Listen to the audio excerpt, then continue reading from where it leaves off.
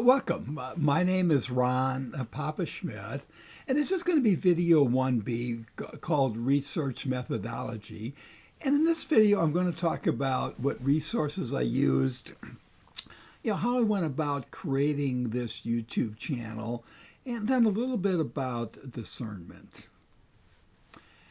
And if you've heard me talk before, I've talked, I don't have an educational background in climate science. My background is accounting and business and primarily in banking. And because of that, I thought it was probably important to sort of do this video to talk about, okay, well, what resources did I actually use? How did I go about gathering the information I'm presenting to you, etc. And so I decided maybe the best thing to do would be to just create this video for people who are interested in that subject. I've had a couple of people ask me about it, but I don't think this is a video that most people are going to be interested in. And so if you're in that latter category, you can just shut this video down now and watch one of the other videos. But for those that are interested, let me start with the bottom left-hand corner here in source materials, because I think it's important. I mean, when you look at the videos here, what I'm doing is I'm sort of presenting to you at a very high level, at a fairly high level, I should say. We have a little bit of detail in there. But my understanding about how Earth's climate systems work. But those are always going to be pretty high-level, basic kinds of presentations. And so, and as a result of that, there's always going to be some subtleties and other kinds of things that are. The Earth is just much more dynamic than I'm going to present it. Let's put it that way. When you look at things, you need to understand it from that perspective. If you're really interested in the subject, I highly recommend you do a little bit more research yourself and check it out and find out what's going on. The other thing I wanted to say here is that there's probably not a lot of original thinking on my part. I'm just really representing information that I've learned from other sources. And that includes most of the graphs and things you see here. So how did I get started? Well, I've told the story how I got interested in climate change, so I'm not going to do that again. When I originally started out, I thought I would do some Zoom sessions, and then I thought maybe I'd do a couple of local live presentations or something like that of the material. And I did that. I really started out with some books, and I'll talk about some Google searches and Wikipedia and YouTube videos, kinds of things that I used. And I did at the very end, sort of in February, use ChatGTP, but it was really not to do the basic research. It was just sort of to reconfirm sort of the conclusions that I had. And that was interesting. I think it was in May of 2025, the pastor asked me to, at our local church, they have a podcast called the In Between Podcast. So I ended up doing about an hour podcast with the pastor talking about creation care and the need to get the net zero greenhouse gases. At the same time, I was doing a fairly extensive presentation. I was having trouble cramming all the material I wanted to cover into an hour and a half presentation, etc. And after those experiences, it just occurred to me, maybe the vehicle I'm using isn't the right one. Maybe I ought to consider doing a YouTube channel. And I decided to do that. And then when I made that decision to do the YouTube channel, really sort of started about the middle of June of 2025.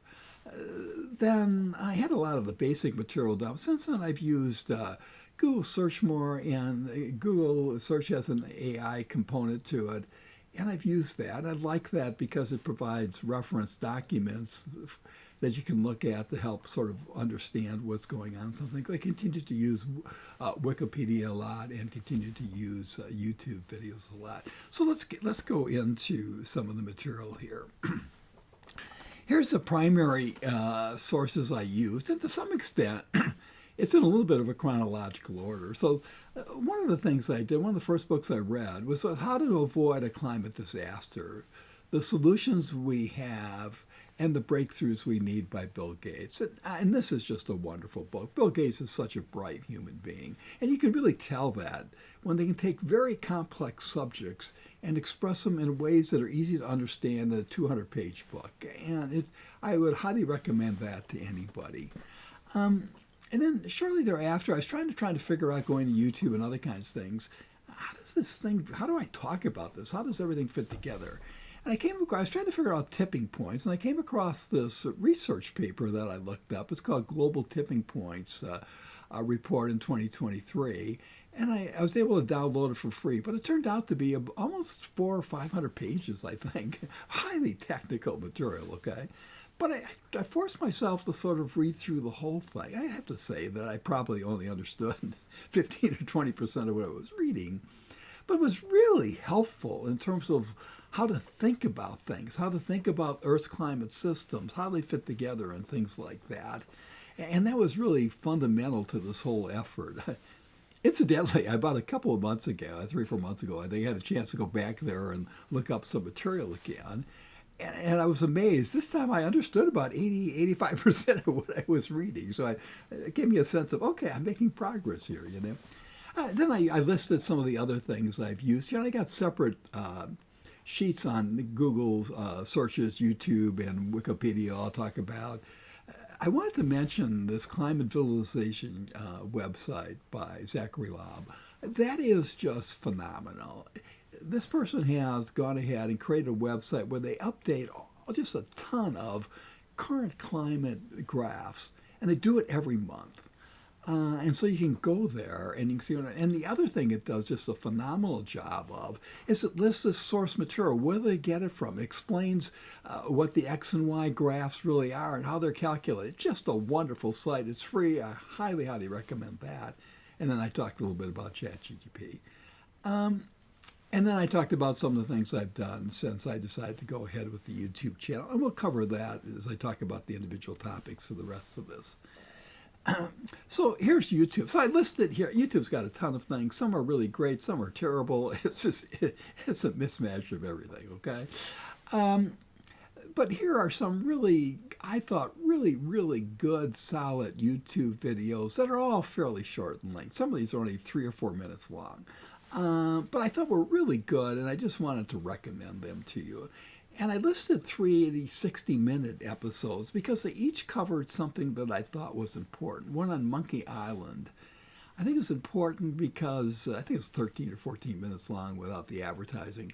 It sort of gives you a feel for what happens when we talk about the future of climate change. You listen to climate scientists talk about how living conditions are going to be dire, etc. That might give you a sense of what that might look like, okay? It's not the end times. And then I listed one from the Wyoming governor because he's a Republican, and he really has got a very solid approach to dealing with some of the climate issues. And I thought it was really important to hear that perspective. And then Pope Francis, because I'm sort of Catholic, I'm not Catholic really, I'm a Christian, but I'm not Catholic. But I thought he had some really good comments to make about climate. So I think I'd highly recommend that because that's a completely different perspective than you get from the scientists, okay? And then here's some other ones. The third one down, the PBS Terra series, is a series of generally 15-minute videos that are always really good and very topical. And I just would recommend you look at all of these videos. They're really all very good. Wikipedia. I think Wikipedia in the client science space, okay, is just phenomenal. I found their stuff to be really very thoughtful. I mean, very well written. It's fairly technical in a lot of cases, so sometimes it may be a little bit hard to understand. But it's well referenced. They have their sources there.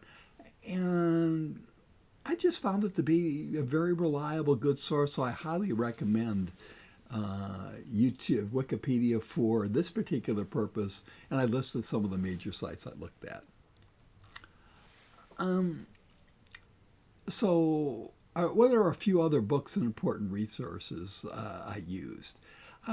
One is, don't even think about it, why our brains are wired to ignore Climate Change by George Marshall. I would just highly recommend that book to everybody, okay? And it's really not so much about climate science. It's about we're human beings and why we're just not wired to deal with climate change and a whole bunch of other issues. So it's just really good. If you're a Christian and want to get some insight as to how you ought to think about climate change, I thought the third one down, Following Jesus in a Warming World, was very good. And I just wanted to give a shout out to NOAA and the U.S. Department of Commerce, the National Oceanic and Atmospheric Administration. They have a lot of really good research, reliable research information that is really very helpful. And a lot of that serves as the basis for a number of other articles and things that are used. And lastly, I thought I just needed to mention the book that sort of got me going in this place, The Uninhabitable Earth. So let's wrap this up now and talk about discernment. So I talked a little bit about the methodology and the resources I used and how I went about getting the material here for this website. Okay. The next thing I wanted to talk about a little bit is all the time you need to check your posture. Am I closed? Am I open? How much am I open? But trust me, if you've got this part of this video, you're not closed, okay? You may not be completely open, but you're at least opened a little bit, And then the other thing I want to talk about is the need to use discernment. Okay. I think the information I presented here, I have tried to make a really good effort trying to make sure what I'm presenting is accurate, is reasonable, is reliable, etc. But you still need to check it out. And I would suggest that there are really now that AI has sort of taken hold, there's a gazillion different kinds of AI engines out there now. It makes it really easy to sort of quickly check on the validity of sort of what I'm saying in some of these areas. So I highly recommend you to do that. If you're I don't know if this guy's right about this. Let me see. Check it out that way. That's a very simple way you can do that in 3 or 4 minutes and at least get you going in the right direction. And then I just need one more word of caution here again. I said it earlier, but I'm not a climate scientist, but I think I have a pretty good basic understanding of how a lot of this stuff works. But what I'm presenting is things at a very high level, and they're pretty basic, okay? And things are always much more dynamic and sophisticated than I'm talking about here, below that level. And so if you're really interested in a subject, you really need to dig a little bit further than that. Because this is going to be pretty basic, high level, but I think basically fundamentally accurate thing. We may discover some piece that's off by 3% or 5%, but the fundamental core message, I think, in these videos is pretty accurate, and I've really tried to make sure that's the case. Let me just say one other thing, and I just thought I'd throw this in here after watching a number of YouTube videos, okay? And when you're looking at sources, you need to say, okay, are there any vested interests here or financial incentives that are going on that are influencing how this material is getting presented? So let me say here for my site, first of all, I'm doing this on my own nickel, okay? I'm getting no outside resources, and no, I don't want any of your money. So that's not why I'm doing this. I'm doing this because I really care about this subject. I'm trying to really make life better for my kids and grandkids, okay? But I'll tell you, one of the models, just as an example I ran into, is, and you see these all the time, and they always have really great headlines as to why climate science is invalid or this isn't going to happen, da-da-da-da-da. And they start out, and in the beginning of the videos, they last all about 7-8 minutes, which is one of the reasons these videos are a problem. They run long, and I'm sorry for that. Is that they'll talk about, they'll give their credentials. And normally the credentials are pretty reliable, pretty good. Then the next thing they say is that, well, I was part of the university here. I was in this climate organization. I was out to do good. I believed in the subject. And these organizations were just trying to distort the information, hide the truth from you. And I decided to give up my career to devote myself to helping fight the establishment, the tree huggers or the woke people or whatever they are, And that's shortly then, that covers about 3 to 4 minutes of the day. Then they talk about what's really important here is you give them money because they need this money to fight the establishment. Then they talk about their credentials a little more. Then they talk again about the need to give them money. Sign up, give me money, I need to fight the establishment. And in the last 30 seconds, they cover whatever they're going to cover. And occasionally what they say isn't true. But it's to take a really small point and draw massive conclusions from it, okay?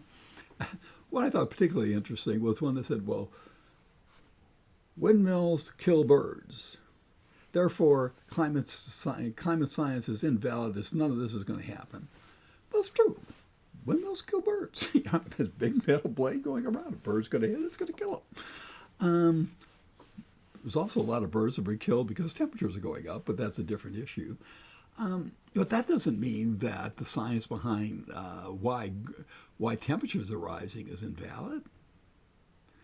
So anyway, enough of that subject.